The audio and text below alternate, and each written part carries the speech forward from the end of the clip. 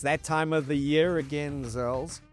Zipping it all over. It's not Superman, mate. Hey. It's not Superman. Just in case people didn't remember. Superman, it's the Bockies by 10, baby. It is It's November. It's World Cup month. Yeah.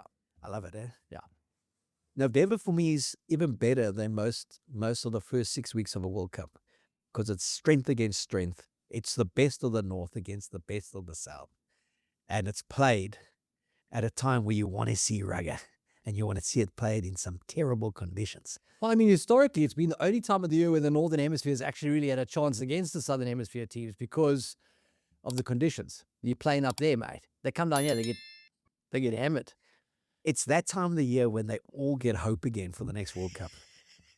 So at the end of November, normally it's like it will be a Northern Hemisphere winner. There'll probably be 4 Northern Hemisphere teams in the semifinals.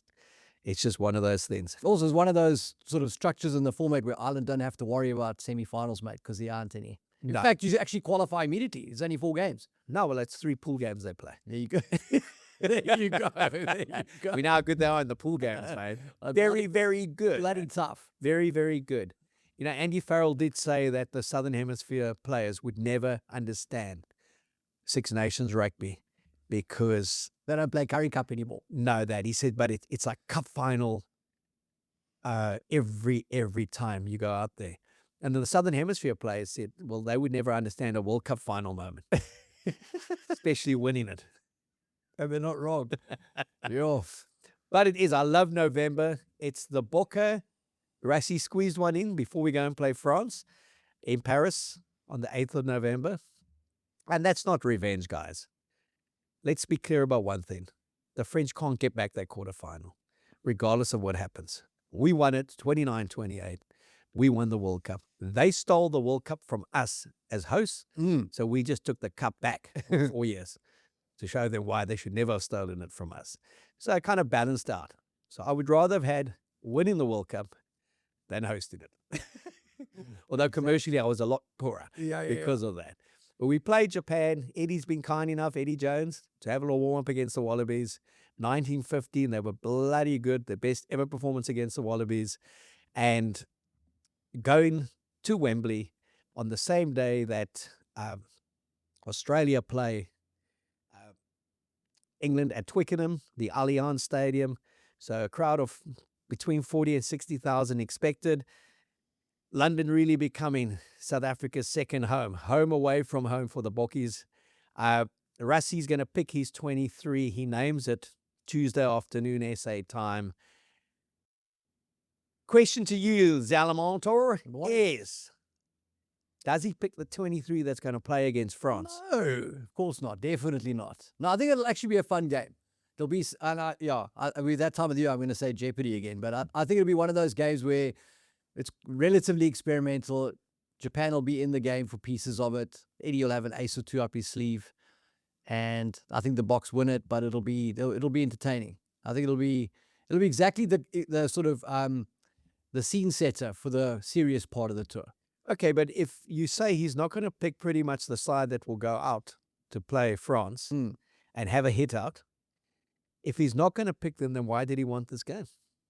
Probably for the same reason he's done everything else this season, is just to get minutes on everybody's body and have a look at guys in sticky situations. I mean, we went from playing a team, not as in the letter, but as in the definite article, a team against the All Blacks at Eden Park, and arguably the most important test of the year, and then completely flipped that team around the next week to win in Wellington. So, I don't think there's no track record with this guy of doing things with consistency in selections. So, and to be fair, Japan are not going to be a major test, and you don't want to go into, I would think, a big game against France. Some people have said this is the biggest game of the year, and your guys are coming off a 65-5 or 65-6 win against Japan in an exhibition match at Wembley. So I think there'll be maybe a few guys that survive, but probably the bench that plays against France starts against Japan,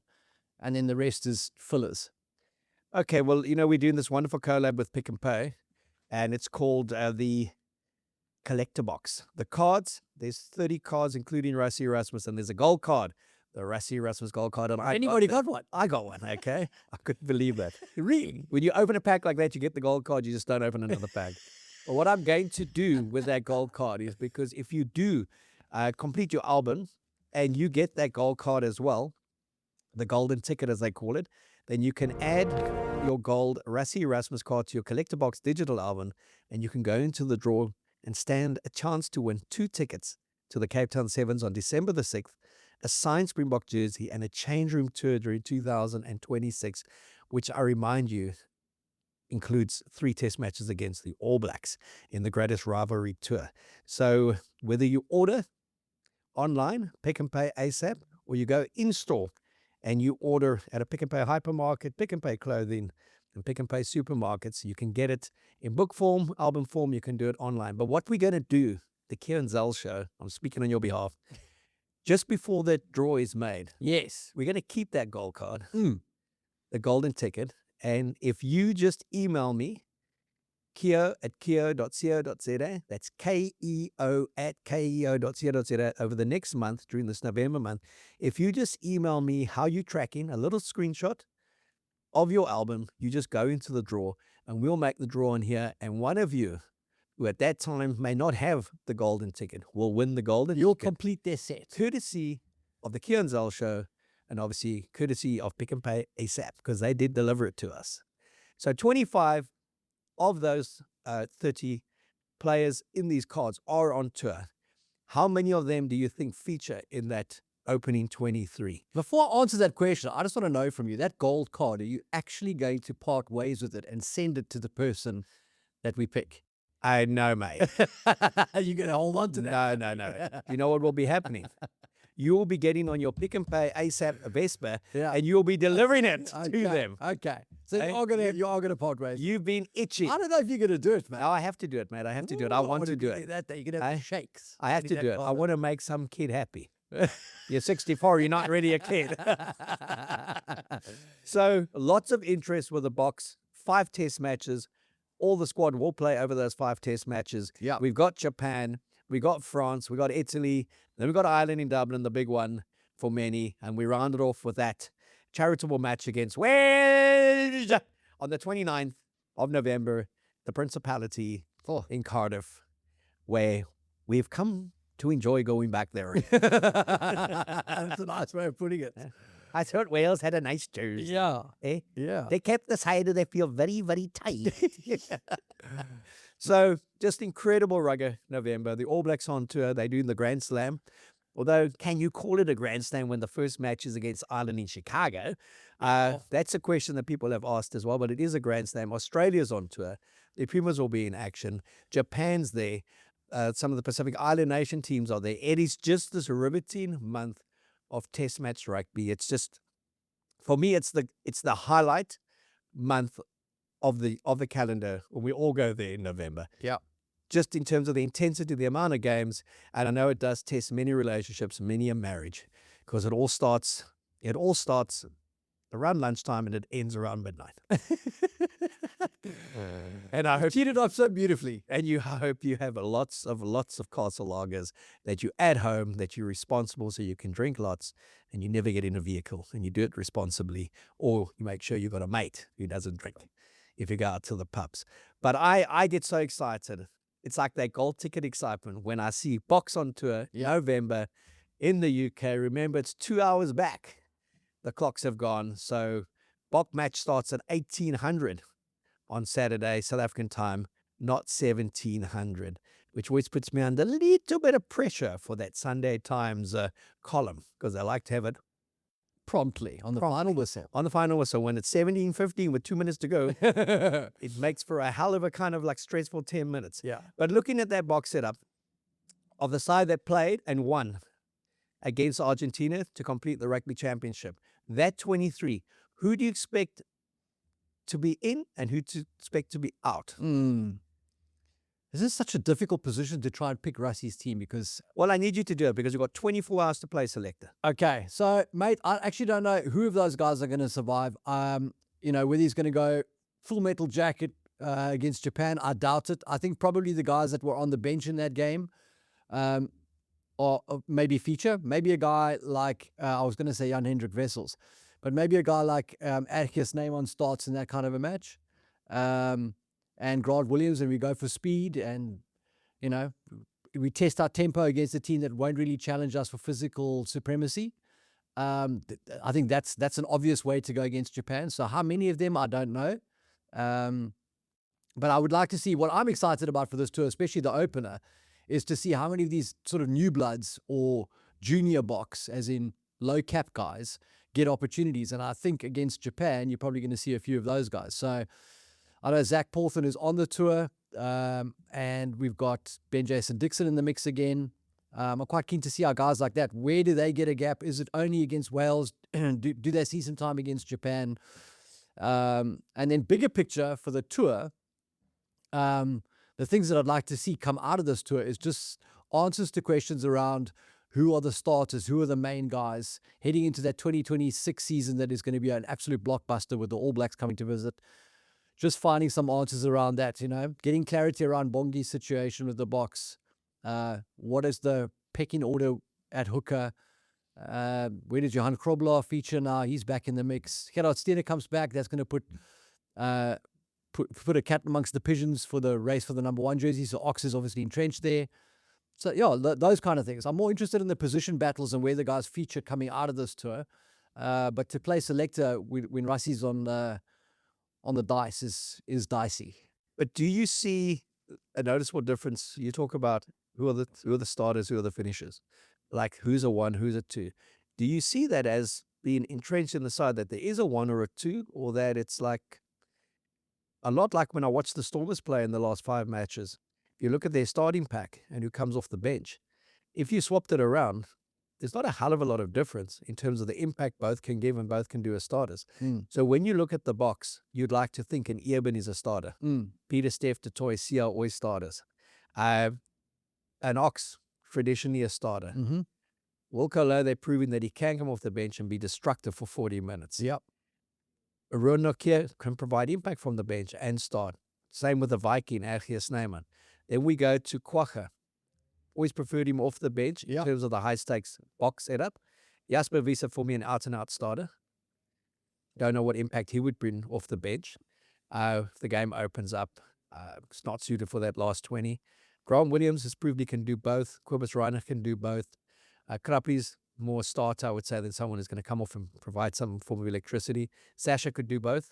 Start, finish. Marnie could do both. Polly, for me, he starts, unless he's an insurance policy in those big test matches where you need him to come on for 20 to potentially kick or close down a game. Dukes, you'd want him to start more than anything else. Same with Lucky Am. Should he get there? Jesse Krill, traditionally a starter, not off the bench. Andre the Giant, hybrid. So yeah, bench player more than anything else in this tour. Kurtley Orense, you think he starts, doesn't come off the bench. Cheslin, if you go 7-1, he can do anything. Damien Willemse, we hope he gets to tour. I know there's issues about his hamstring that he hurt against Benetton. And Ethan Hooker, starter and finisher. So there's probably a handful that you say out and out starters. But I think also, like, that's true. But I think also in between World Cups like those where Rassie is experimenting, everybody gets an opportunity to show that they can start or they can play off the bench and make an impact. But when you get to the sharp end of the plan and the campaign, when you get to the next World Cup, he's going to have guys that he's going to choose as starters. I don't think we're going to have rotation during the World Cup. He's going to have his pecking order, and it's going to be based on form and ability and the experience of what happens between now and the next World Cup. But he's going to have guys that he turns to as being the starter and guys that he turns to as being the finishers.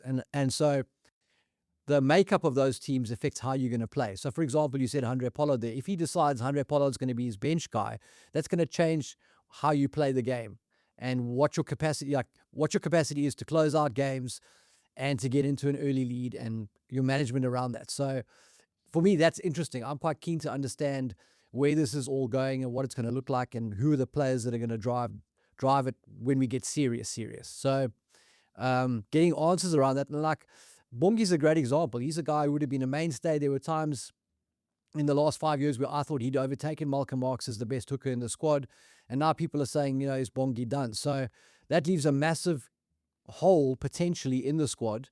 And does the guy that comes in bump Malcolm into the starting role and this guy's the impact player, or does Malcolm stay as the impact guy off the bench and this guy takes over that role? Those kind of questions. That's what's exciting for me in a tour like this, is you start to hopefully see it through the cracks. You can start to see what Rassie's thinking is and where they're going. Yeah, and I think also just the context of Japan. Japan have travelled well in recent years when they've toured. I remember before the British and Irish Lions came to South Africa in 2021, they played Japan in Scotland at Murrayfield. They won 28-10, and it was a tough second half. So, and they've taken teams close. They took France very close. They've been competitive against other teams. They've been victorious against other teams. And then the 1915 wasn't Australia at its strongest, but there were a good 6 or 7 of the regular Australians starters that were in the 23. 1915, it's the closest they've ever come. You got Tyler Paul, ex-Kings and Sharks lock, who's in the mix, and Dylan Riley, who's born in Durban but raised in Australia. He's the vice captain. And then Victor Matfield's been working they've certainly been working with Eddie's forwards, especially around the lineouts, and Gary Gold is there. So there is a South African influence, and Victor will also have to be interesting to see what Victor's analysis of the box are for Eddie. And I mean, Eddie's regardless of what he did to go and blow up Australia pre the last World Cup, I mean, he's a clever old bugger, and he'll come with 1 or 2 tricks. He's a wily old fox, mate. Now, he's very, very sharp. Obviously, he was the mastermind behind the victory against the Boks at the 2015 World Cup, ambushed the Boks there with Japan, and has a long track record of doing some crazy things to get great results. So Japan will be well prepped. I think the secret to Japan beating the Boks is to make the game as loose as possible. I don't think there's a silver bullet for Japan, like do this and you'll beat the Boks, but their best probability of beating the Boks is obviously not to challenge them at set piece and the front door. It's about loosening the game up a bit, trying to take the Boks out of their structure. Although in the history of Springbok rugby, this is probably the worst time to try and do that, because the Boks are at their most fluid and dynamic in broken play as they've ever been. So, but I think that would be the opportunity to try and, you think Japan has potentially a speed/tempo advantage. So if they can loosen the game up and there's some sort of turnovers and loose ball, there's an opportunity to ambush the Boks that way. But outside of that, I can't really see how they would do it unless they've taught those Japanese wingers to jump 6 feet in the air and win clutch balls out of the air. I don't really know how else they would do it. Well, if you look at the match, we know that the one player won't be there. He's going to be Jan-Hendrik Wessels. He has appealed his 9-week ban. It's been kind of one of the most talked about kind of disciplinaries ever. Yeah. Because it was ruled on 3 screenshots taken off a video. And one, we know how a screenshot can distort anything, a freeze frame, but also it's been ruled on absolute interpretation by a judiciary of a screenshot, not of what they actually saw. And they have believed Josh Murphy saying it was either 5 seconds, it may have been 3, I don't know, it may have been a bit shorter, but I definitely know it was that guy when I saw the video afterwards as well. And they said Jan-Hendrik Wessels' response was too short. I don't know how much longer you got to say, I did not do it. And it's still incredible. I think the URC is in a very difficult position here to explain that, because his red card for punching Jan-Hendrik Wessels twice, lashing out to the player he saw closest to him, was rescinded and was justified because of an action towards him.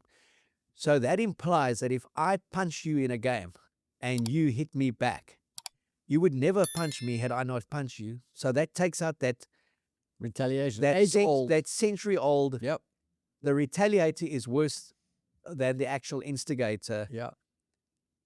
Application. Yeah. Because we now have a precedent. I would not have done it, Zels, if you didn't headbutt me first. Yeah. No, it's ludicrous. I think what this instance does, and this isn't just about, I'm not taking shots at the URC. I'm just saying in general, the administration of rugby, it doesn't cover itself in glory often. And so I think this justifies what is sometimes an exaggerated view of just how poorly rugby is run in some places.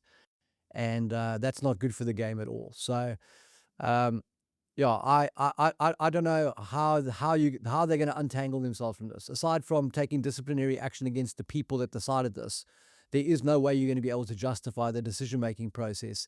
The whole point of judicial hearings and TMOs and action replays was all about being accurate, and then to go and make a call with no physical evidence.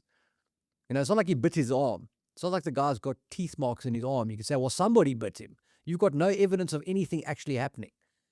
Well, you go back to when Carl Sinclair was cited for biting Franco Mostard's arm, and the judiciary said that Franco Mostard was the culprit for somehow putting his forearm in Carl Sinclair's mouth, and all he could do was chomp it, and was basically excused on that basis that he had nowhere to go but take a little nibble out of it. It's just madness when I look at that, and I look at the kind of inconsistencies, the absolute bias. And again, we say, Neetland for sheer, one of the more shocking 6-week bans that he got.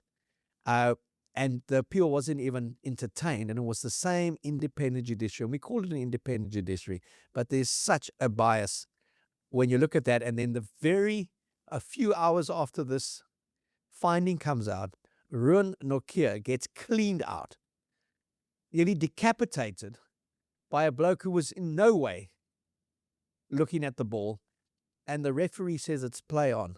And I want Imad to put that one up in a freeze frame for us, because apparently now that's how you convict people. And I just find it madness that that wasn't even referred to, and that was just in the build-up to a try. That was definitive in the match against Glasgow. And Johan Ackerman afterwards, he just shrugged his shoulders and said, it's just, when does it end? And we say, it swings in roundabout 6 of one, half a dozen of the other. That's absolute nonsense. No, it is absolute nonsense. And maybe it ends when the players decide they've had enough. And as a collective, the players start to push back.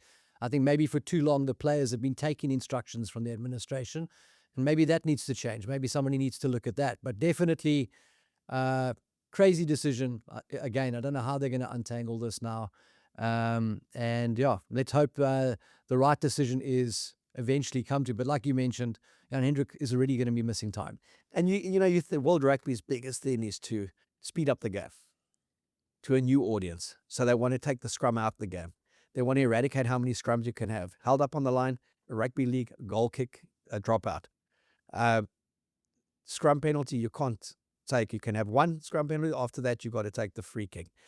But the whole point of the game, to speed it up, is to be first to the loose ball. And the first time a player is alleged to be first to the loose ball, he gets 9 weeks. That's fundamental to the game. I mean, the guy was just trying to be new age. Oh, that's a shocker, mate. Talking of the Vodacom United Rugby Championship, Zels, your boys are on fire.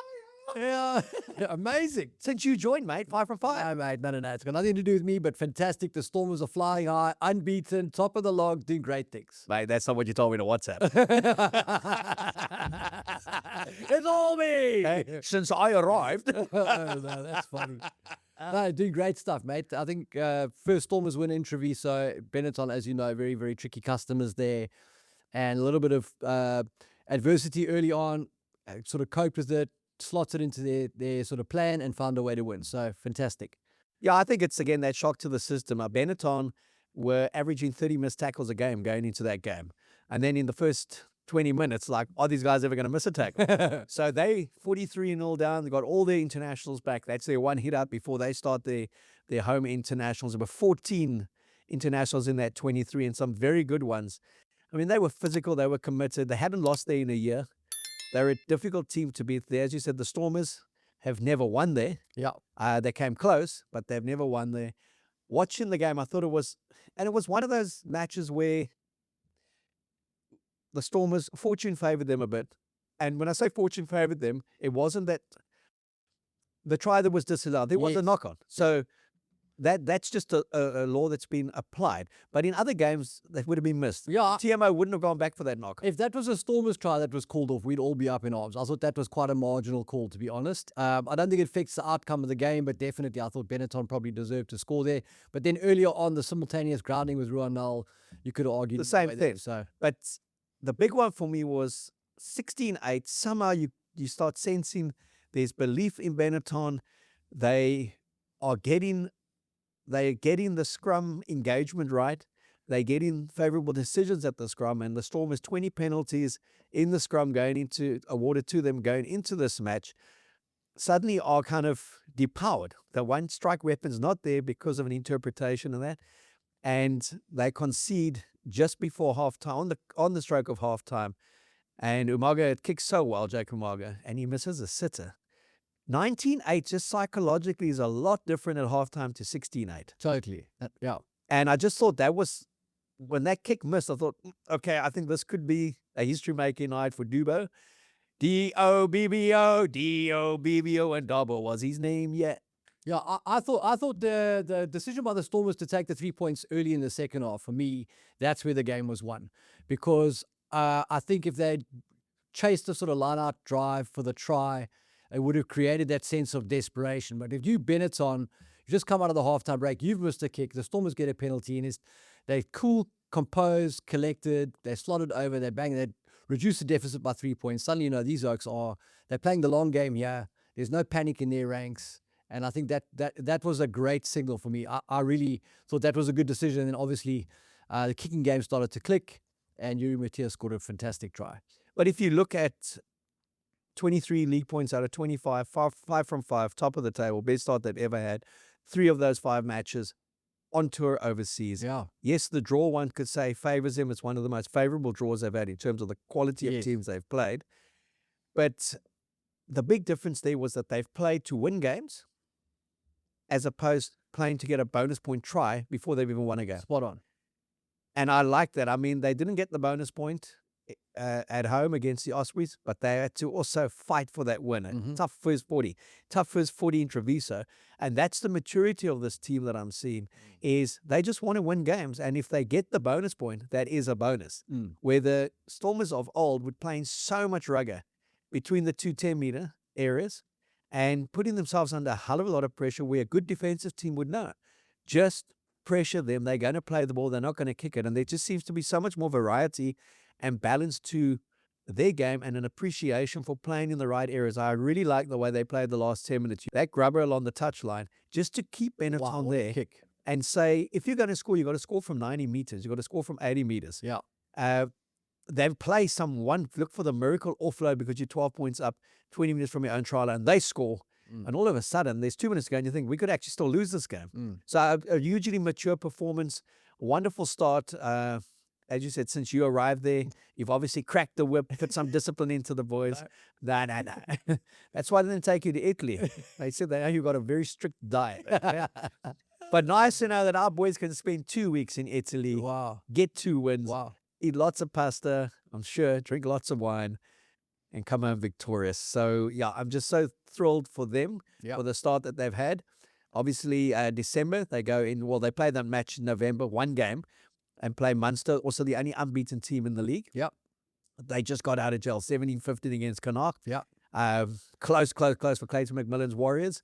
And they also got that 2019 win against Edinburgh down in Cork. So unbeaten, but also could have looked a lot differently for them with 1 or 2 decisions. And they've also been the beneficiaries of a couple of intercept passes, which is down obviously to the way they defend. So Munster there. So it's quite great that by the 1st of December, we will know there will only be 1 unbeaten team, I reckon, in the URC, and it will either be the Stormers or Munster. 22-22 draw, mate. And another opportunity for the Stormers to create history, because it's a place they haven't won. That'd be amazing. They haven't won at Thornton Park, and it is one of the toughest places to go to Limerick and to win there. Munster against Stormers, and something to look forward to after all the internationals. The Boks play Wales on that same day as well. Looking at the South African teams, Lions, Sharks, Bulls, give me your précis of the last month of all of them individually, because this show doesn't just cater to them. We also we cater to winners. That's why the Bulls will be spoken about last. I want you to kick in with the biggest winners for the weekend. 49-31, the Lions. Then to the Sharks. Did everything they could to lose that game against Scarlets, but didn't. Hung on for 29-19. Thought Eben's post-match was quite interesting. He said, important we got the win, important we got the bonus point. It wasn't great. The crowd was okay. So I guess there's still some people that support us.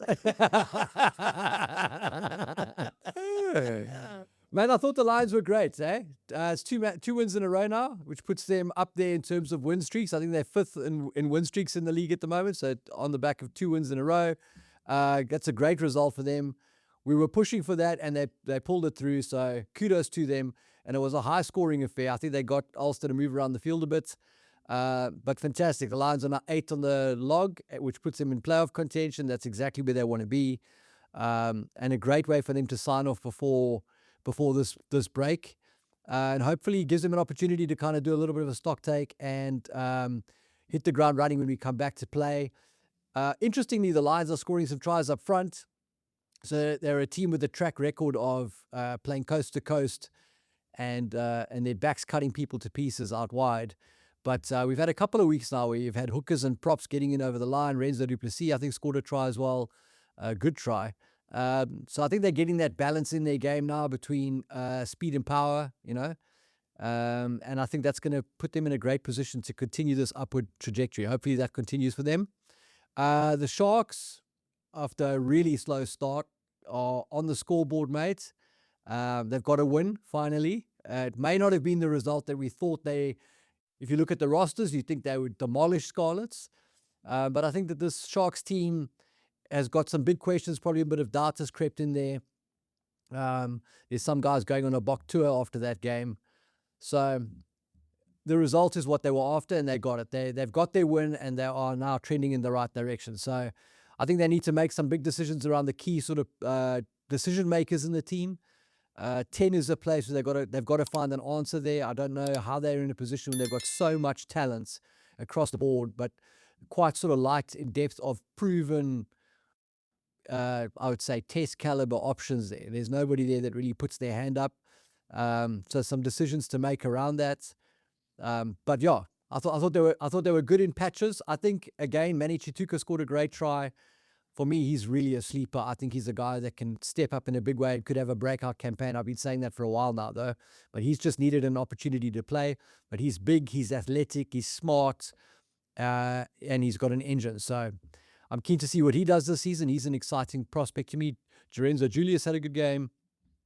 Ethan Hooker was prominent again. So the Sharks have got the weapons. They've just got to be able to put it together now. You talk about that 10, and we spoke about it even in the game they lost against Ulster. 8 scrum penalties, absolute dominance.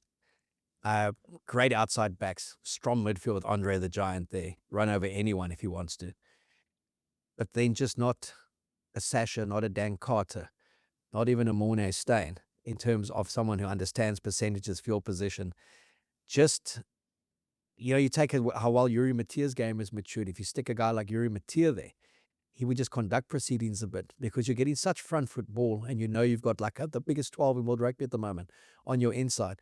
Jordan Hendricks, who we thought was going to be the answer coming back from the Lions, playing with his Jade and the old, DHS boys. No, well, Glenwood boys, yeah, Green Machine, eh? So it's Pepsi DHS, I think. Or was he Glenwood? No, he's DHS. Yes, DHS, yeah. You were DHS, weren't you? There we go. I get it out of you. And you still wearing those sharp mosquitoes, eh?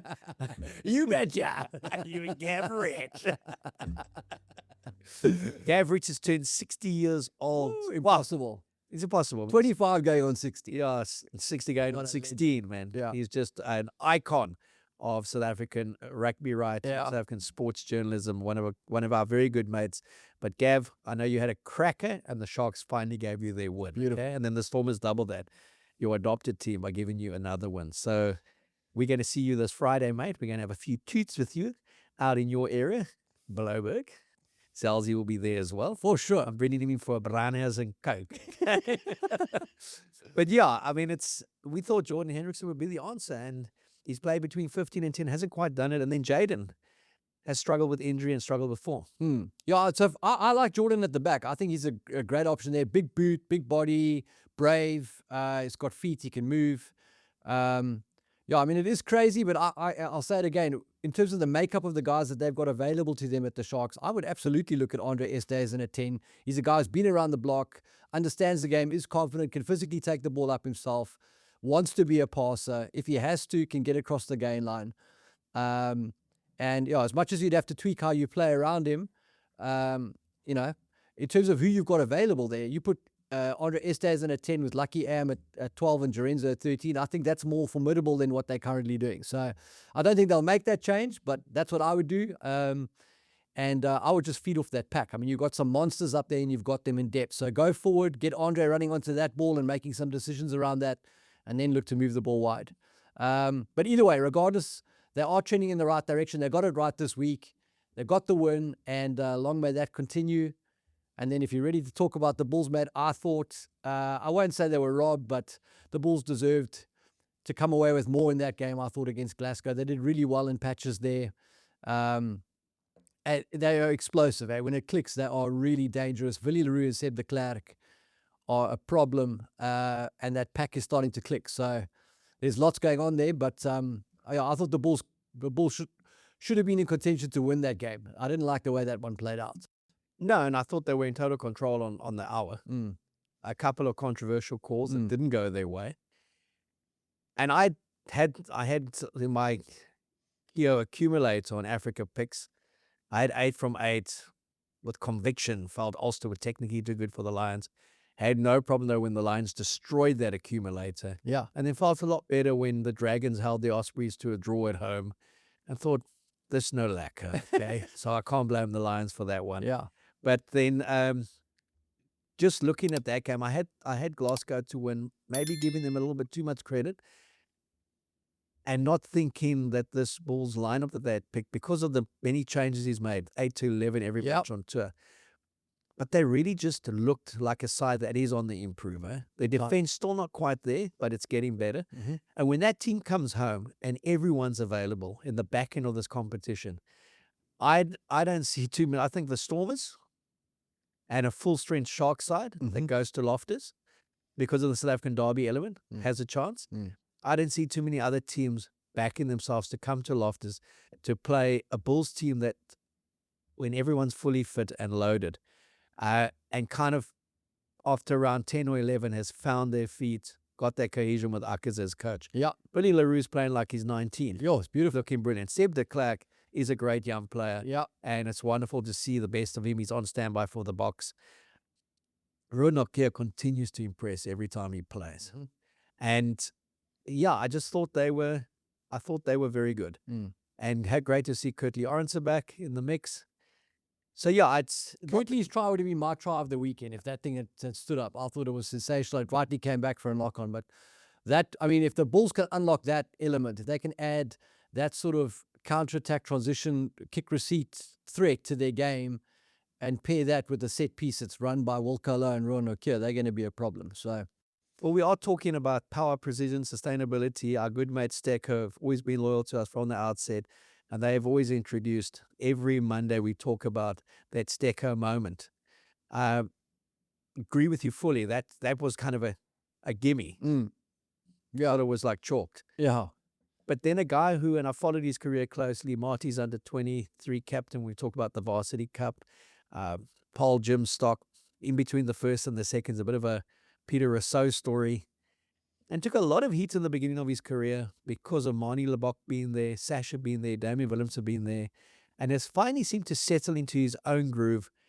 Yuri Matia. And also, twice he went and twice he broke. But once he was through, he grabbed it inside, potentially could have held on to the ball, but still thinking that he's going to put pressure on the opposition defense, and then getting the try by running a great line and showing some nice gas. And just seems to have confidence and thoroughly enjoying himself. And again, the lesson to every coach, back young players, back local players, but then give them game time. They can only get better the more they play. We've seen that with Similani, and we now see it. Similani's had a season, with Yuri Matia. And for me, and I had to take you out of this because you are a Stormers man, officially. I'm obviously unofficially one, but Yuri Matia for me is the Stecco moment of the week. Great choice, mate. Great choice. So I'm going to nominate somebody else. I'm going to say Manny Chituka for his solo try. I thought he was very good, but Yuri Matia is a great selection. Certainly the experience he's getting by playing is improving his game, and he's getting more comfortable there. He's a guy I think has a great kicking game, and he's very much like, Tom Cruise in Top Gun. Like, he backs himself 100%. He's courageous, brave. And I think now he's adding some experience to that, and that maturity in his decision-making is starting to produce some really good results. But he's a guy really, really quality kicker of the ball, and he's got more wheels than people expect. So he's a threat as a line break guy. All right. When you look at, we're in a good space. The Lions have got to win. The Sharks have got to win. Storm is top of the table. Bulls 3 from 5, and they've already had the big tour, 3 matches. URC on hold for a month. We've seen all the teams in action now. Anything scare you from overseas? Anything make you aware? Anything surprise you from the rest of the teams? I think Munster are going to be a real sort of mid-season, early season challenge, right? I'm not sure where they go from here, but Munster, they've got something going there. There's a grit and a resilience about them that is a proper challenge. So Munster, very good. I think Glasgow, historically, they've got their own unique style of play, and they are hard to beat. If you get swept up in the sort of tornado of the Glasgow game, you'll concede lots of turnovers and they'll hurt you with those. So that's another side. Where to for Leinster? You expect them to bounce back. But it's one of those things, like eventually at some point you've got to go, okay, we're in week 17 here. They're actually not going to bounce back. So Leinster very much have questions to answer. I don't think you're going to see a major challenge from the Welsh clubs. They'll upset a few teams. Benetton will upset a few teams. Will be in and around the race for 8, 7, 6 maybe. Ulster, I think, have also a good workman-like culture, vibe about them. They could bounce back. They've got some game breakers in that team. They've just got to put it together. Then the Bulls with that roster and the Sharks with that roster, you have to think at some point, if those guys get a sniff of efficiency and sort of get a taste for it, they're going to be a problem. The Storm is obviously top of the log, front runners at the moment. So I've pretty much gone through the entire championship table. But those are guys, I mean, obviously I'm rooting for the Lions to be in the mix towards the end and to get into the playoffs. Would be fantastic to have all 4 South African sides there. And hopefully that happens. And then the dark horse for me, a team that isn't in contention at the moment, but in terms of the way that they play and the way that they conduct themselves, I think Edinburgh have the potential to be in contention in the latter stages. So again, it's very much dependent on who's available and injuries and etc. But I think Edinburgh are onto something good there in terms of the way they play, and they could be tricky. So I've pretty much named everybody. Yeah, thanks. I see that you've become very diplomatic since you've gone on to the other side. Corporate Zels. Okay. We're in a good place. Storm is top of the table. Bulls at 3 from 5. And as we said, the Lions and Sharks are on the board. We're going to recess. You pick somebody now. It's very simple. It's the Stormers, Mate. the Bulls. They will be in the top 4. And the key there is, can they get a 1 and 2 positioning?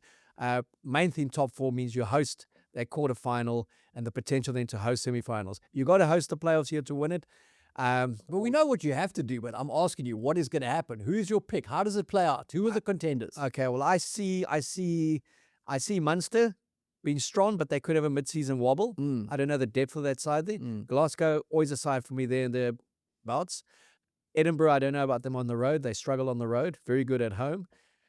Stormers, the start they've had, and I look at their home draw and the South African derbies, I think they will be right up there with the Bulls. And I do expect the Sharks to come back the back end to actually mount some pressure and break into the top 8, become a very difficult team to challenge. So 3 South African teams in the top 8. You're ruling out the Lions? I always rule out the Lions. The one time I backed them, they went and got blown away. Yeah. So I just don't think they have the squad depth. I don't think they have the consistency to be a top 8 contender, and they've had a poor start as well. And those years where they went and they were 3 from 5, they still ended 13th. So I think they'll be tough. There's a chance. They will do a lot of favors for South African teams against other opposition in Johannesburg, but I don't see them breaking to the top 8 after the first month. I do see the Stormers and Bulls continue to get better, and just the quality of that Sharks team. They have to get better when those box are available, and there's no Springbok test matches till July next in 2026. So the only focus then is to basically get those guys into a playoff position and then at home a fully laden Sharks team that has got 13, 14 Springboks is capable of beating anyone if it does click. So they then become the danger team in the competition. The 2026 danger team. Yeah. But when I look at the overseas teams, Leinster don't look all conquering and all imposing as they were before. Don't. And the key there is that they just have to travel in a playoff. At home, it's going to be hell of a hard. And then the rest, it's hit and miss. Like I said, Munster have been good, but they could have been 2 defeats out of 5. Ulster? Ulster, difficult to beat in Belfast. I also don't know if they've got the depth. And I expected them to really kind of bank a double in South Africa.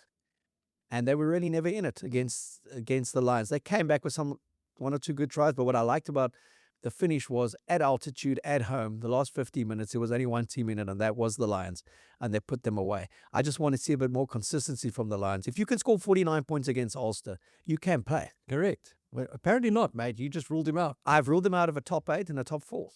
Because if you're not in the top 8, you don't get to the top 4. Thanks for that. But I have said they can do South Africa a big favor. So they are pivotal. They are Swinburne. They're pivotal to some big results. We may need them to knock over one or two teams. I think they are capable. Yeah. But it's been a great opening month of Vodacom URC Rugby. We now go into the test season. Castle Lager, obviously, big partners with the Springboks. Also, they are the fans' beer in the URC, but you can stand a chance to win 130,000 Rand. It's a great competition. It's called the Heritage Can. There's 6 of them. So if you go online to SARugbymag magazine, Keo.co.za, you go onto our socials, our WhatsApp channels, kind of click, scan, play the game, collect those six cans, and you can win 130,000 big smackaroos. And there's only one prize for that. 130,000. It's all about craft. It's all about friendship. Castle Lager this month has all been about craft, class, and friendship for the Stormers and the Bulls. We can't wait for this month of November. Zels and I will be back on Thursday to preview all the rugby that's going to be shown on SuperSport as well. Stay tuned, and stay tuned to Rassie Erasmus's Bok team announcement. It's 3:15 Tuesday afternoon SA time, and we'll be commenting on it by Wednesday.